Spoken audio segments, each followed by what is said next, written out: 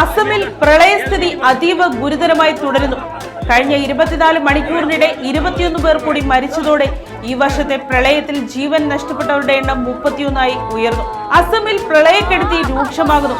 സംസ്ഥാന ദുരന്ത നിവാരണ അതോറിറ്റി പുറത്തുവിട്ട ഏറ്റവും പുതിയ റിപ്പോർട്ടുകൾ പ്രകാരം 16 ജില്ലകളിലായി 5.64 ലക്ഷം ആളുകളെ പ്രളയം ബാധിച്ചിട്ടുണ്ട്.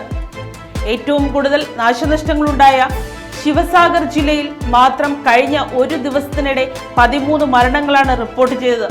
ചറൈഡിയോയിൽ 5, ഗോലാഘട്ടിൽ 2, ജോർഹട്ടിൽ 1 മരിച്ചു.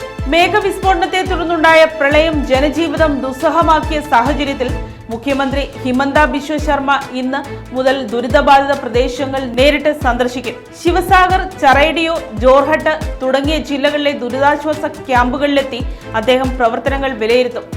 നിലവിൽ 44 റവന്യൂ സർക്കിളുകളിലായി 872 ഗ്രാമങ്ങൾ വെള്ളത്തിനടിയിലാണ്. 12,000-ലധികം ആളുകളെ 71 ദുരിതാശ്വാസ ക്യാമ്പുകളിലേക്ക് ഇതിനകം മാറ്റിപ്പാർപ്പിച്ചിട്ടുണ്ട്. ശിവസാഗർ ജില്ലയിലെ ദിഖോ, ദിസാംഗ് നദികളിൽ ജലനിരപ്പ് സർവകാല റെക്കോർഡും കടന്നൊഴുകുകയാണ്. വ്യോമസേന, ദേശീയ ദുരന്ത നിവാരണ സേന, സംസ്ഥാന ദുരന്ത നിവാരണ സേന, ഫയർ ആൻഡ് റെസ്ക്യൂ വിഭാഗം എന്നിവയുടെ നേതൃത്വത്തിൽ രക്ഷാപ്രവർത്തനം ഊർജിതമായി പുരോഗമിക്കുന്നു. അതേസമയം റെയിൽവേ ട്രാക്കുകളിൽ വെള്ളം കയറിയതിനെ തുടർന്ന് ട്രെയിൻ ഗതാഗതം തുടർച്ചയായ 2ാം ദിവസവും തടസ്സപ്പെട്ടു. കുടുങ്ങിക്കിടക്കുന്ന യാത്രക്കാർക്കായി വെള്ളിയാഴ്ച വരെ പ്രത്യേക ട്രെയിനുകൾ ഏർപ്പെടുത്തിയതായി നോർത്ത് ഈസ്റ്റ് ഫ്രോണ്ടിയർ റെയിൽവേ അറിയിച്ചു. വാർത്താവിനിമയ ബന്ധം തടസ്സപ്പെടാതിരിക്കാൻ ശിവസാഗർ, ചറൈഡിയോ, ജോർഹട്ട് എന്നിവിടങ്ങളിൽ ജൂലൈ 24 വരെ ഇൻട്രാ സർക്കിൾ റോമിംഗ് സൗകര്യം ടെലികോം വകുപ്പ് ഏർപ്പെടുത്തിയിട്ടുണ്ട്.